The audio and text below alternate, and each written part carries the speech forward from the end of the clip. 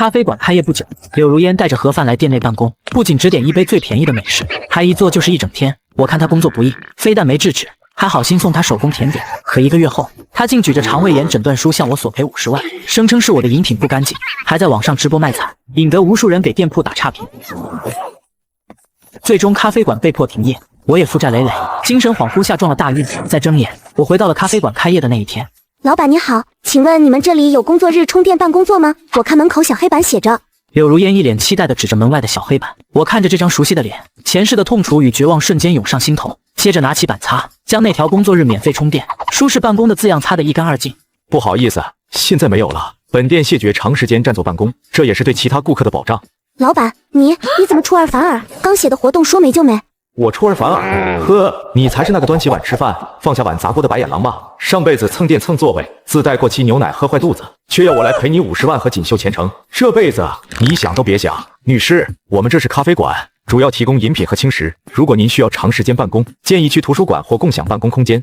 老板，你什么意思？我这是第一次来，结果你不仅突然取消优惠活动，甚至还连店门都不让我进去，是看我穿的普通，觉得消费不起，所以赶我走吗？柳如烟不可思议地看着我，甚至还当场就哭了起来，引得路边的人都停下来吃瓜。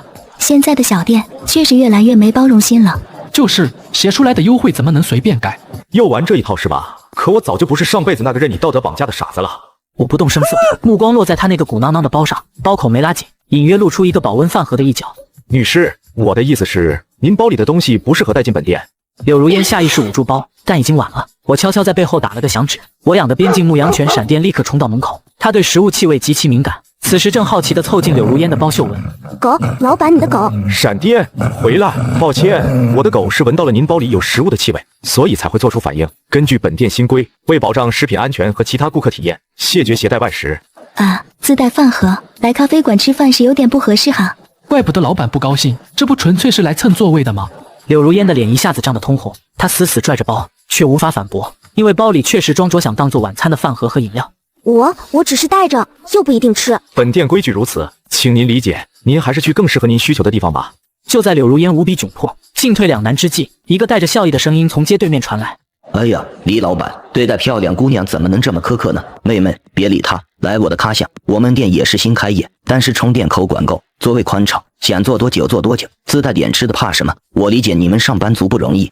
我转头看去，正是对面那家装修浮夸、营销铺天盖地的网红连锁咖啡馆。咖巷的老板周小福，这人最擅长用噱头吸引客流，背地里却用着来路不明的低价豆子。柳如烟如同抓住救命稻草，立刻换了副感激涕零的表情。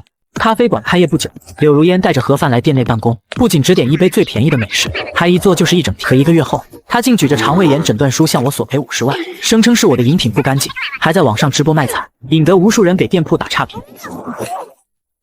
最终咖啡馆被迫停业，我也负债累累，精神恍惚下撞了大运。再睁眼，我回到了咖啡馆开业的那一天。谢谢老板，您真是太好了，不像某些人一点人情味都没有。我回公司一定给您好好宣传。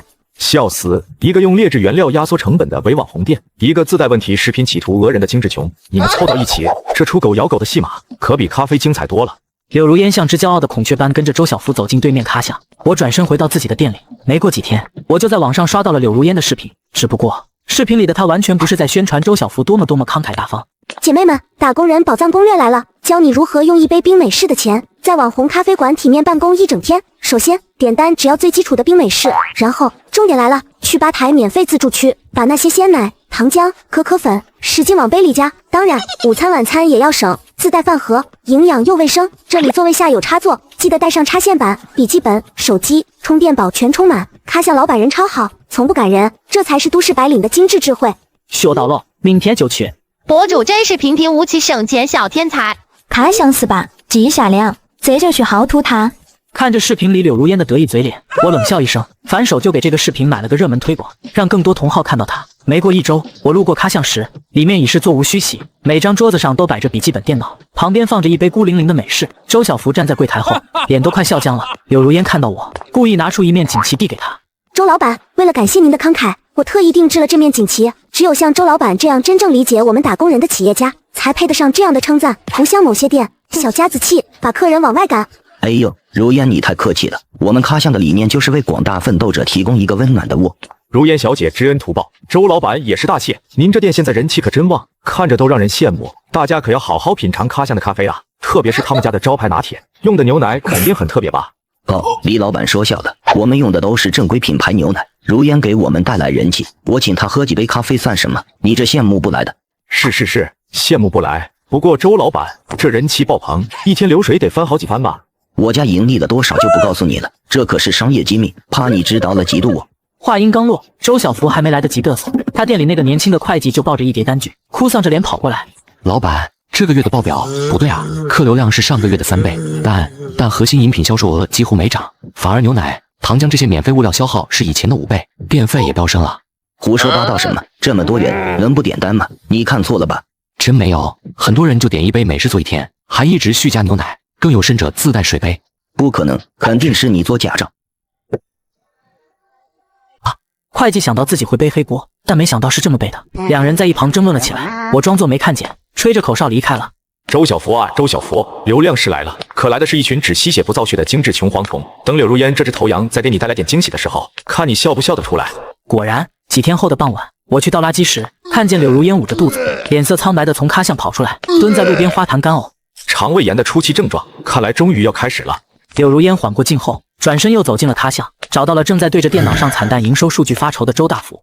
周老板，我昨天在您这儿喝了咖啡，回去就上吐下泻，去医院查了，说是急性肠胃炎。您说会不会是您店里的牛奶或者冰块不太新鲜啊？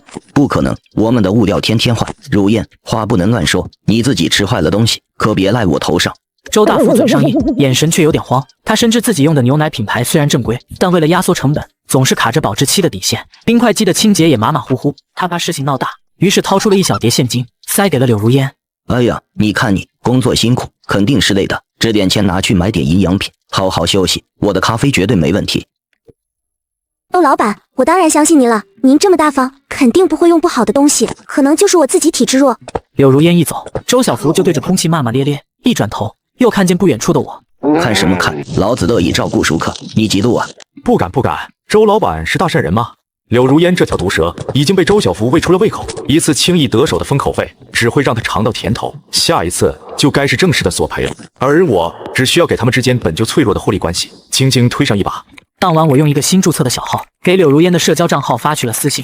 博主你好，看了你的攻略很受用，但作为业内人士，忍不住想提醒你，你常去的那家咖巷，他们的牛奶供应商好像有点问题。我见过他们凌晨运来一些快到期的尾货奶，听说你肠胃不好，最好留意。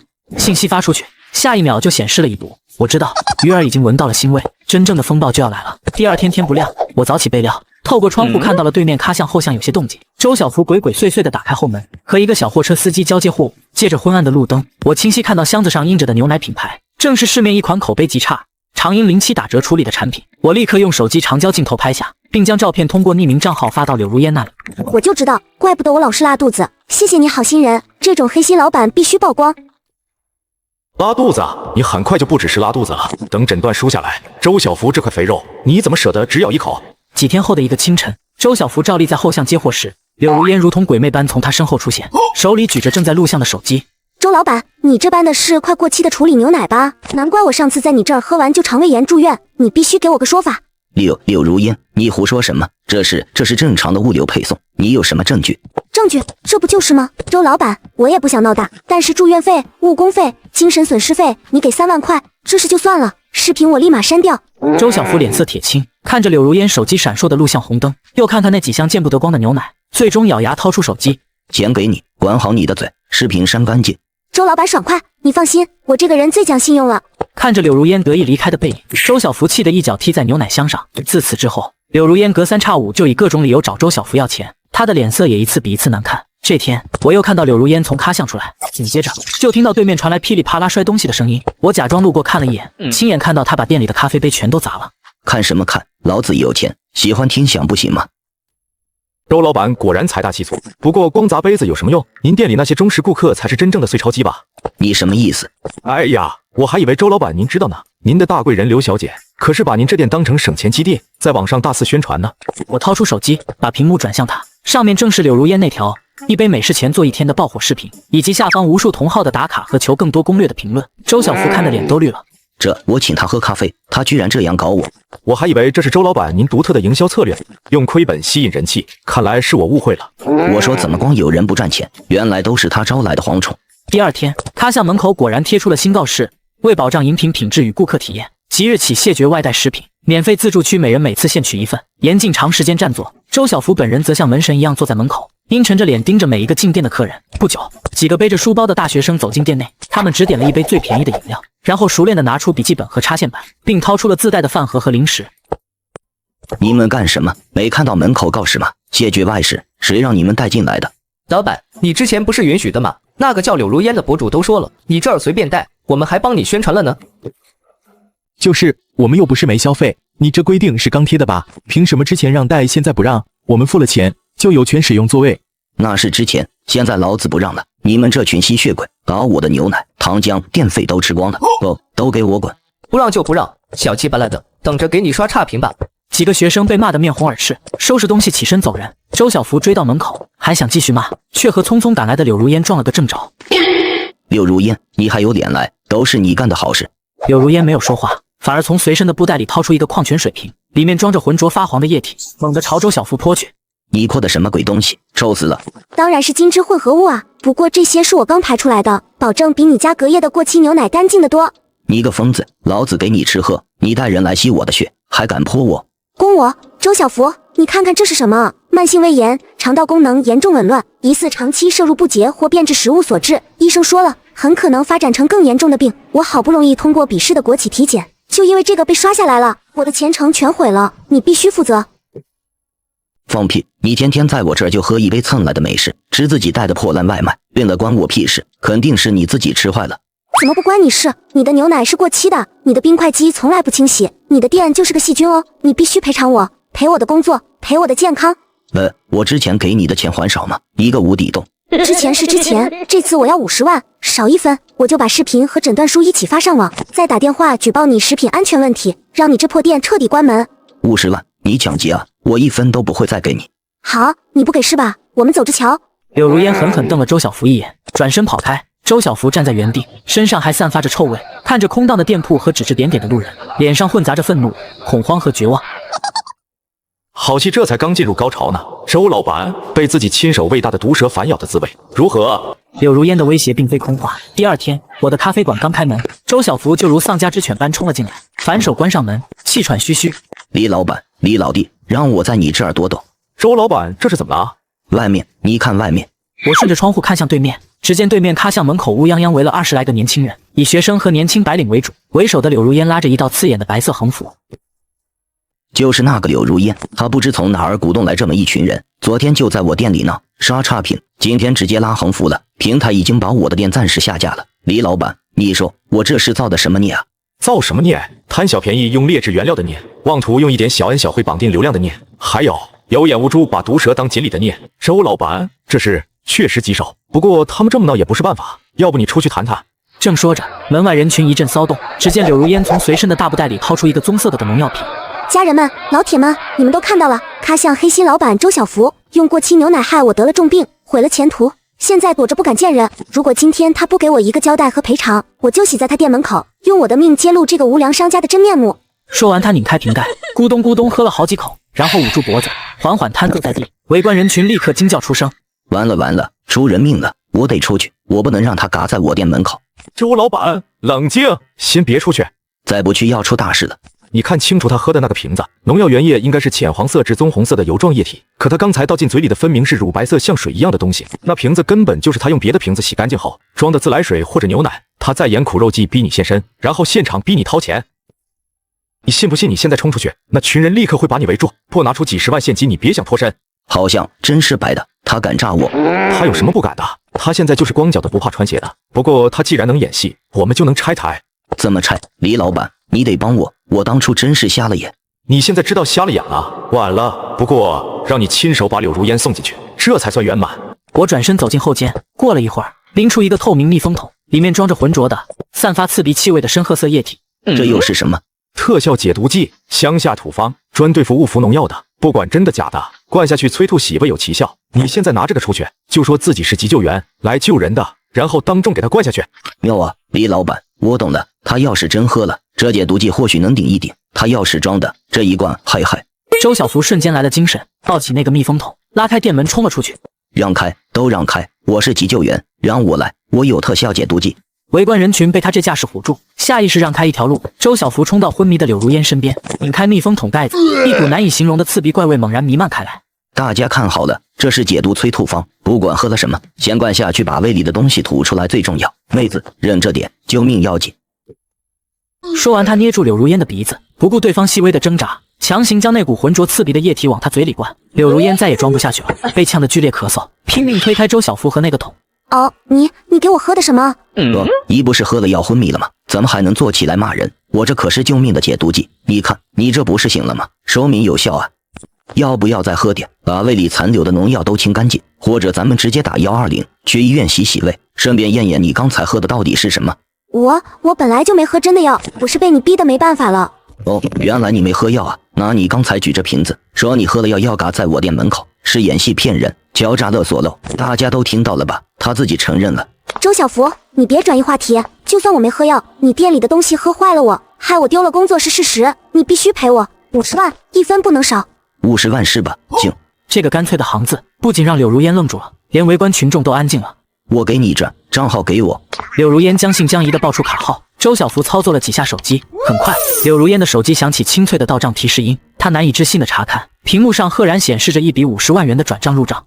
哈哈哈，到账了，真的到账了，50万，发财了！今天来的各位见者有份，我请客，谢谢周老板。周老板果然大气。然而他的笑声还没落下，周小福已经拿起另一个手机，按下了早已准备好的号码，并打开了免提。喂，110吗？我要报案。我要报案，地址是咖巷咖啡馆门口，这里有人当众以虚假服毒相威胁，对我进行敲诈勒索，金额高达50万元人民币。现场有大量目击者和视频证据，嫌疑人正在现场，赃款刚刚通过转账完成，请你们立刻出警。电话那头传来接线员的确认声，现场死一般寂静。柳如烟脸上的狂喜瞬间冻结，化为极致的惊恐和茫然。你敢报警？你赚了钱还报警？周小福，你阴我！盯你，我这是配合帽子叔叔抓捕敲诈勒索犯，转账记录就是铁证。刚才你亲口承认假装服毒，索要50万的视频，估计已经传遍全网了吧？帽子叔叔很快赶到，在核实情况、查看转账记录和现场视频后，冰冷的银手镯戴在了柳如烟的手腕上。他因敲诈勒索罪，数额巨大，且有此前多次小额索贿记录作为佐证，被判了重刑。案底一生，他心心念念的体制前途彻底化为泡影。周小福的咖巷也因为使用临期卫生问题被勒令停业整顿，最终关门大吉。他变卖了部分设备，灰头土脸的离开了这个街区。临走前，他来我的咖啡馆道别，神情复杂。李老板，这次真得多谢你，要不是你最后那招，我不知道还要被那个疯女人敲诈多少。虽然店没了，但好歹那50万追回来了，他人也进去踩缝纫机，算是了结了。那你店关了以后有什么打算？我准备从头开始，已经报名了高级烘焙班进修，今后一定童叟无欺的开店。最后作为感谢，他将咖巷一些还能用的高级桌椅、咖啡机配件以极低的价格转卖给了我。随着咖巷的消失，我的咖啡馆成了这附近唯一一家氛围安静、品质尚可的咖啡选择。为了彻底杜绝隐患，也为了建立真正的信任，我在后厨和吧台关键位置安装了高清监控，并实时投屏在店内一角的小屏幕上，公开整个制作流程。生意虽然不算火爆，但渐渐有了起色。我以为生活终于走上了平静的正轨，然而某天凌晨，我的手机突然发出刺耳的警报声。监控画面显示，一个瘦削的身影用某种工具熟练地撬开了我后厨的通风窗，翻了进来。我心头一紧，立刻赶往店里，从后门悄悄进入，就看到那个人影正站在操作台前背对着我，将手里一大包白色粉末倒入装有咖啡豆的密封桶。柳如烟，你在干什么？那个人影猛地一颤，转过身来，果然是柳如烟。他不知道用什么办法暂时离开了看管场所。柳如烟看到我，先是一惊，随即露出极端怨毒的笑容，晃了晃手里还剩半包的粉末。李老板，惊喜吗？我没喝成的药，这次请你的客人们喝怎么样？这是工业漂白剂，混进咖啡豆里，一次喝不洗人，但长期喝够你破产坐牢了，哈哈哈。你是怎么出来的？这你可管不着。李老板，你知道吗？我最近老是做一个梦，梦里我一开始去的是你的店，我喝了你的咖啡，然后吃自己带的三明治得了肠胃炎，你应该赔我20万，但你不赔，我就让你的店倒闭，让你被网暴，最后你出车祸丧命，然后我会成为一个揭露黑心商家的英雄，直播带货赚大钱，那才是我该有的人生。可现在是你偷换了我的人生。我不知道你在胡说八道什么。柳如烟，你冷静点，把东西放下，从操作台上下来。操作台旁边是开着保温模式的意式咖啡机，蒸汽口散发着高温。你过来啊，你过来求我，我就不把剩下的倒进你的咖啡机里。好，我过来。你冷静，把东西放下。我慢慢靠近，眼睛紧盯着他的手和脚下。就在我距离他还有2步远的时候，他突然将整袋粉末洒向我，我猛地侧身躲开，同时立刻将柳如烟按在地上。放开我！休想！我已经报警了，帽子叔叔马上就会赶来抓你。